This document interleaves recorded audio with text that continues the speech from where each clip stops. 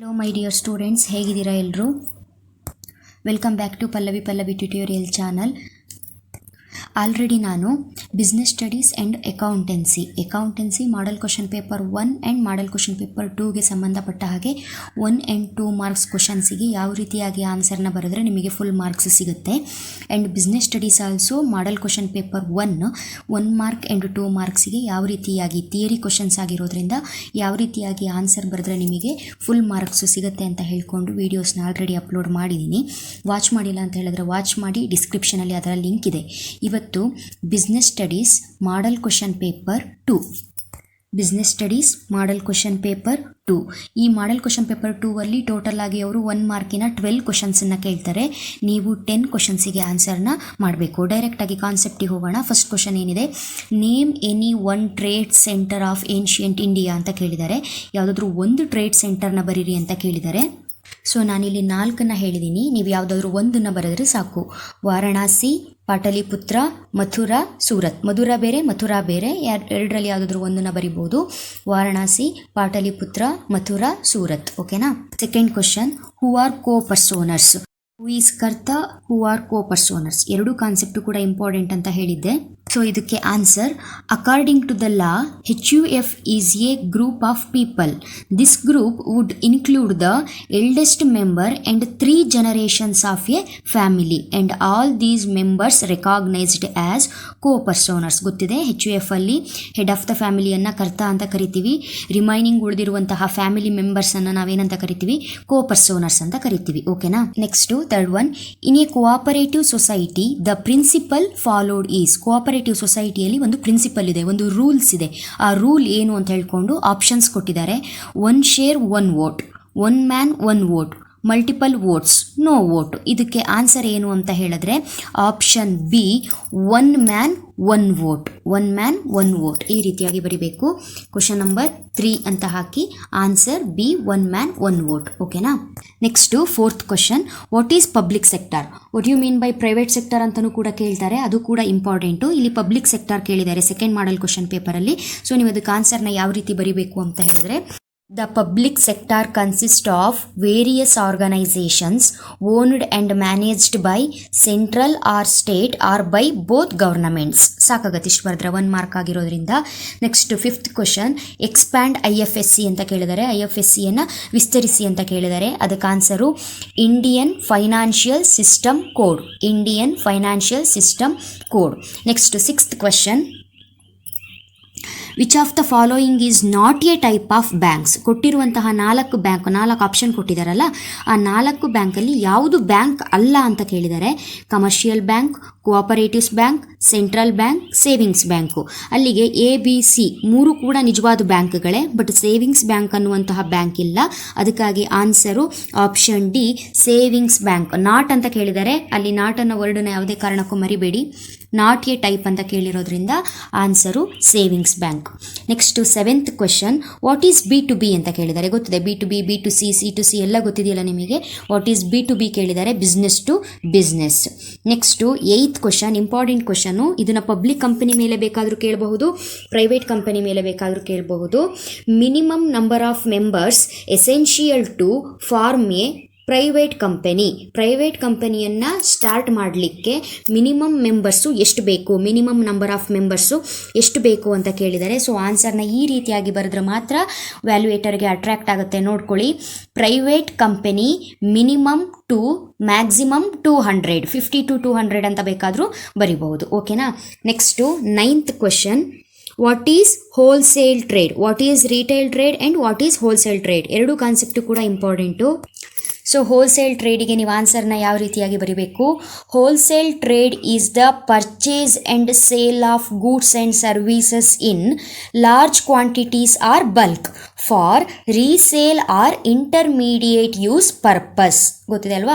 ಹೋಲ್ಸೇಲರು ಯಾಕೆ ಗೂಡ್ಸ್ಗಳನ್ನು bulk ಕ್ವಾಂಟಿಟಿಯಲ್ಲಿ purchase ಮಾಡ್ತಾನೆ ಅಂತ ಹೇಳಿದ್ರೆ, ರಿಟೇಲರ್ಸಿಗೆ ಅಥವಾ ಸ್ಮಾಲ್ ಬಿಸ್ನೆಸ್ ಮ್ಯಾನ್ಗಳು ಯಾರಿರ್ತಾರೆ ಅವರಿಗೆ ಸಣ್ಣ ಕ್ವಾಂಟಿಟಿಯಲ್ಲಿ ಕೊಡಲಿಕ್ಕೆ. ಅವನು ಹೋಲ್ಸೇಲರು ಬಲ್ಕ್ ಕ್ವಾಂಟಿಟಿಯಲ್ಲಿ ಪರ್ಚೇಸ್ ಮಾಡಿ ಅದನ್ನು ಸ್ಮಾಲ್ ಕ್ವಾಂಟಿಟಿಗೆ ಏನು ಮಾಡ್ತಾರೆ, ರಿಟೇಲರ್ಸು ಸೇಲ್ ಮಾಡ್ತಾರೆ. ಓಕೆನಾ? ಈ ಕಾನ್ಸೆಪ್ಟ್ ನಿಮಗೆ ಗೊತ್ತಿರುತ್ತೆ. Next 10th one, which type of trader acts as a link between wholesale retailers to consumers. So ಈ ಕಾನ್ಸೆಪ್ಟ್ ಕೂಡ ನಿಮಗೆ ಗೊತ್ತಿದೆ. ಆನ್ಸರ್ ಇದಕ್ಕೆ ಏನು ಅಂತ ಹೇಳಿದ್ರೆ ಎ ರಿಟೈಲರ್ ಅಷ್ಟೇ ಬರೆದ್ರೆ ಸಾಕು. ಅಲ್ಲಿ ಲಿಂಕ್ ಆಗಿ ವರ್ಕ್ ಮಾಡೋರು ಯಾರು ಕೇಳಿದ್ದಾರೆ, ಎ ರಿಟೈಲರ್. ಫಸ್ಟು ಓನರ್ ಆದ್ರ ಮೇಲೆ ಸಮ್ಟೈಮ್ಸ್ ಮಿಡಲ್ ಮ್ಯಾನ್ ಬರ್ತಾನೆ. ಅದನ್ನು ಬಿಟ್ಟರೆ ಓನರ್ ಆದ ತಕ್ಷಣ ಹೋಲ್ಸೇಲರ್ ಆದಮೇಲೆ ರಿಟೇಲರ್ ಆದ್ರ ಮೇಲೆ ಕಸ್ಟಮರ್. ಇಲ್ಲಿ ಕ್ವಶನ್ ಏನು ಕೇಳಿದ್ದಾರೆ, ಹೋಲ್ಸೇಲರಿಗೂ ಕಸ್ಟಮರಿಗೂ ಮಧ್ಯದಲ್ಲಿ ಲಿಂಕ್ ಆಗಿ ವರ್ಕ್ ಮಾಡೋರು ಯಾರು ಕೇಳಿದ್ದಾರೆ. So answer is retailer. ಓಕೆನಾ. Next 11th question, what is import trade ಅಂತ ಕೇಳಿದ್ದಾರೆ. What is import trade and what is export trade, ಎರಡು ಕೂಡ ಇಂಪಾರ್ಟೆಂಟು. ಇದಕ್ಕೆ ಆನ್ಸರ್ ಯಾವ ರೀತಿಯಾಗಿ ಬರೀಬೇಕು ಅಂತ ಹೇಳಿದ್ರೆ, it is the process wherein a country receives goods or services from another country in exchange for money. Once again, it is the process wherein a country receives goods or services from another country in exchange for money. So miss ಮಾಡದೆ ಇದೇ ಆನ್ಸರ್ನ ಬರೀರಿ, ಅಥವಾ ನಿಮಗೆ ಗೊತ್ತಿರುವಂತಹ simple answer ಬರೆದ್ರು okay. But import trade ಅಂತ ಹೇಳಿದ್ರೆ ಬೇರೆ ಕಂಟ್ರಿಯಿಂದ ನಮ್ಮ ಕಂಟ್ರಿಗೆ ನಾವು ಅದನ್ನು ರಿಸೀವ್ ಮಾಡ್ಕೊಳ್ಳೋ ಅನ್ನುವಂಥ ಕಾನ್ಸೆಪ್ಟು ನಿಮಗೆ ಗೊತ್ತಿದ್ರೆ ಸಾಕು. ಓಕೆನಾ. Next last one, 12th one. ಇಲ್ಲಿ ಯಾವುದೋ 4 ಡಾಕ್ಯುಮೆಂಟ್ ಕೊಟ್ಟಿದ್ದಾರೆ ನೋಡಿ. ಇದರಲ್ಲಿ ಯಾವುದು ಒಂದು ಎಕ್ಸ್ಪೋರ್ಟ್ ಡಾಕ್ಯುಮೆಂಟ್ ಅಲ್ಲ ಅಂತ ಕೇಳಿದ್ದಾರೆ. Which one of the following is not a part of export document. Option A commercial invoice, option B certificate of origin, option C bill of entry, option D mate receipt. ಈ 4ರಲ್ಲಿ ಯಾವುದು export document ಅಲ್ಲ ಅಂತ ಕೇಳಿದ್ದಾರೆ. So answer is option C bill of entry. Option C bill of entry. ಇದೇ ರೀತಿಯಾಗಿ ಬರೀಬೇಕಾಗತ್ತೆ. ಈ ರೀತಿಯಾಗಿ ನೀವು ಆನ್ಸರ್ನ ಬರೆದ್ರೆ ನಿಮಗೆ ಗ್ಯಾರಂಟಿ ಮಾರ್ಕ್ಸ್ ಸಿಗುತ್ತೆ. ಎಲ್ಲೂ ಕೂಡ 1 ಮಾರ್ಕು ಲೆಸ್ ಆಗಲ್ಲ. ನೋಡಿ, 1 ಮಾರ್ಕ್ ಕ್ವಶನ್ ಆ್ಯಂಡ್ ಆನ್ಸರ್ಸ್ ಯಾವ ರೀತಿಯಾಗಿರುತ್ತೆ ಅಂತ ಹೇಳಿದ್ರೆ, ನೀವು ಕಂಪ್ಲೀಟ್ ಆನ್ಸರ್ನ ಬರೆದ್ರೆ ಮಾತ್ರ ನಿಮಗೆ 1 ಮಾರ್ಕ್ ಸಿಗುತ್ತೆ. 1 ಮಾರ್ಕ್ ಅನ್ನೋ ಕಾರಣಕ್ಕೆ ಶಾರ್ಟ್ ಆನ್ಸರು ಅಥವಾ ಕಟ್ ಆನ್ಸರ್ನ ಬರೆಯೋ ಹಾಗೆ ಇಲ್ಲ. ಕೆಲವೊಂದಕ್ಕೆ ಶಾರ್ಟ್ ಆನ್ಸರ್ ಇರುತ್ತೆ, ಅದಕ್ಕೆ ಶಾರ್ಟ್ ಆನ್ಸರೇ ಬರೀಬೇಕು. ಕೆಲವೊಂದು ಕ್ವಶನ್ ಲೆಂತಿ ಇದ್ದು ಆನ್ಸರ್ ಕೂಡ ಶಾರ್ಟ್ ಇರುತ್ತೆ, ಆ ರೀತಿ ಬೇಕಾದರೂ ಆಗಿರ್ಬೋದು.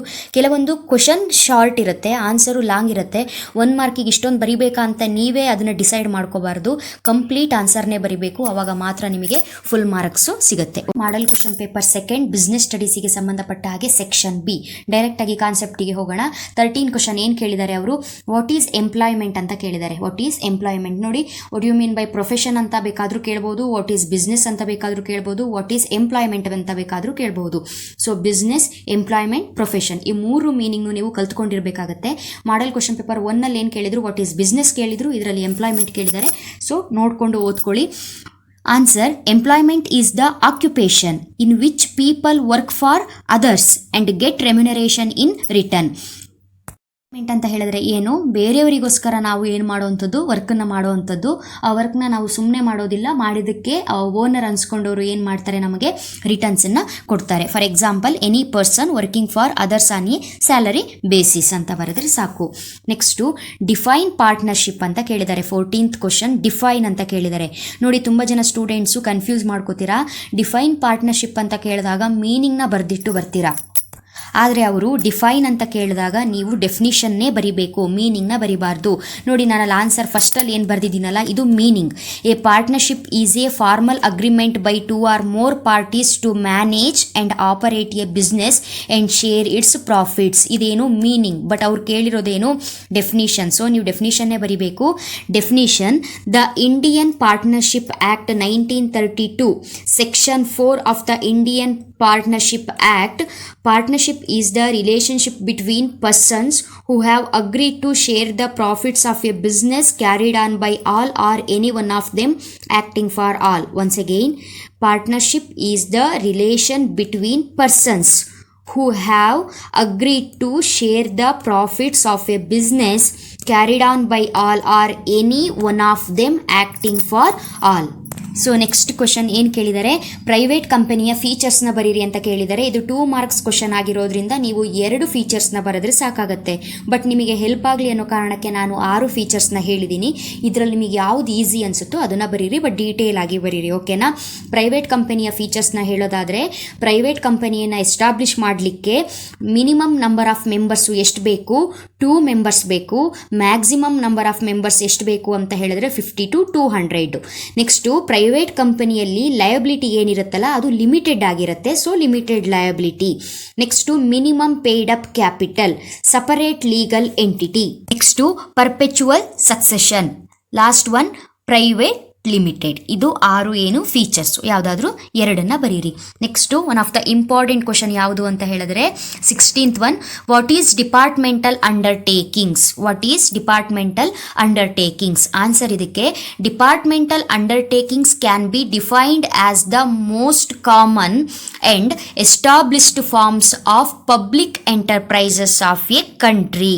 Such an enterprise is financed as well as organized and managed by the government, that is Indian government. ಈ ರೀತಿಯಾಗಿ ಆನ್ಸರ್ನ ಬರಿಬೇಕು. ಪಾಸ್ ಮಾಡಿ ನೀಟಾಗಿ ಬರ್ಕೊಳ್ಳಿ.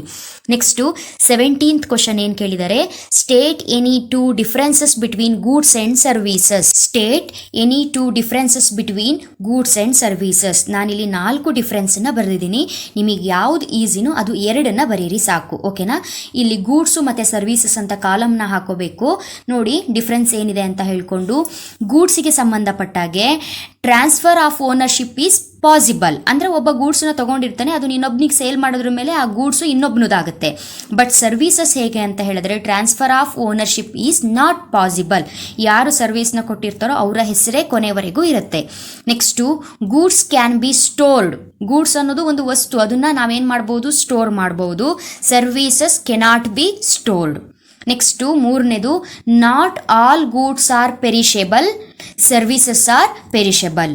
Next goods can be separated from the seller but services cannot be separated from the service provider. So 4 difference ಇದೆ. ನೀವು ಯಾವುದಾದ್ರೂ 2 ಬರೀರಿ. ಬಟ್ ಇದು ಬರೋದ್ರ ಮೇಲೆ ಇದನ್ನು ಬರೆಯೋದಲ್ಲ, ಇದು ಬರೋದ್ರ ಮೇಲೆ ಈ ಡಿಫ್ರೆನ್ಸೇ ಬರೀಬೇಕು, ಇದು ಬರೋದ್ರ ಮೇಲೆ ಈ ಡಿಫ್ರೆನ್ಸನ್ನೇ ಬರೀಬೇಕು. ಓಕೆನಾ? Next what you mean by telecom services ಅಂತ ಕ್ವಶನ್ನ ಕೇಳಿದ್ದಾರೆ. ನೋಡಿ, ಟೆಲಿಕಾಮ್ ಸರ್ವೀಸಸ್ ಮೀನಿಂಗ್ ಆಗಿರ್ಬೋದು ಅಥವಾ what are the telecom services. Telecom ಸರ್ವೀಸಸ್ಗಳು ಯಾವುದು ಅಂತ ಬೇಕಾದರೂ ಆಗಿರ್ಬೋದು. ಇಂಪಾರ್ಟೆಂಟ್ ಕಾನ್ಸೆಪ್ಟು ನೋಡ್ಕೊಳ್ಳಿ. Telecom is short for telecommunications, which is defined as communicating with the use of an electronic device. ಅಷ್ಟೇ, ಸಿಂಪಲ್ ಮೀನಿಂಗು. ಇದು ಬಿಟ್ಟು ಬೇರೆ ಮೀನಿಂಗ್ನ ಬೇಕಾದರೂ ನಿಮಗೆ ಗೊತ್ತಿದ್ದು ಈಸಿ ಇದ್ದು ನಾನು ಬರೆದಿರೋಕ್ಕಿಂತ ಚೆನ್ನಾಗಿರೋ ಮೀನಿಂಗ್ ಆಗಿದ್ರೆ ನೀವು ಅದನ್ನು ಬರಿಬಹುದು.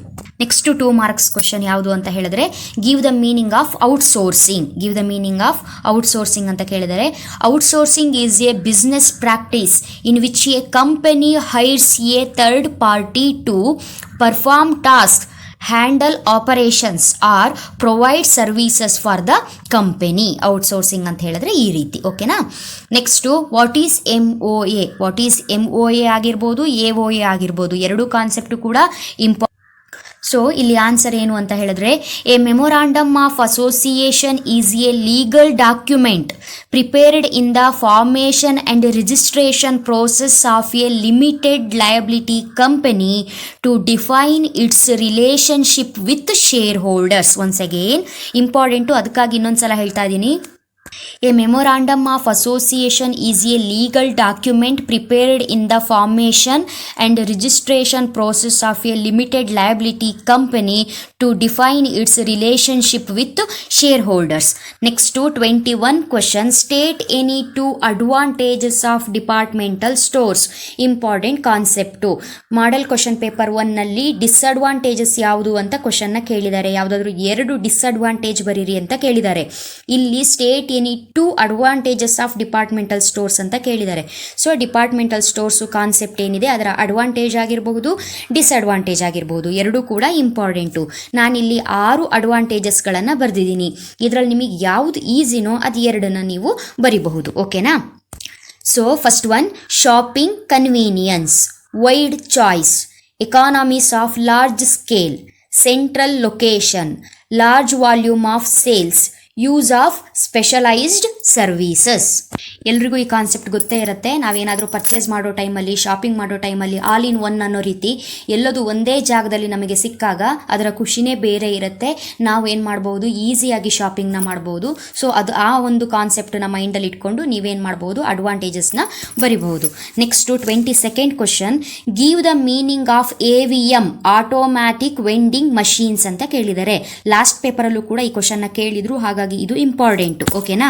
ಸೊ ಇದಕ್ಕೆ answer, a vending machine is an automated machine that provides items such as snacks, beverages etcetera to customers after a cash or a specially designed card is inserted into the machine.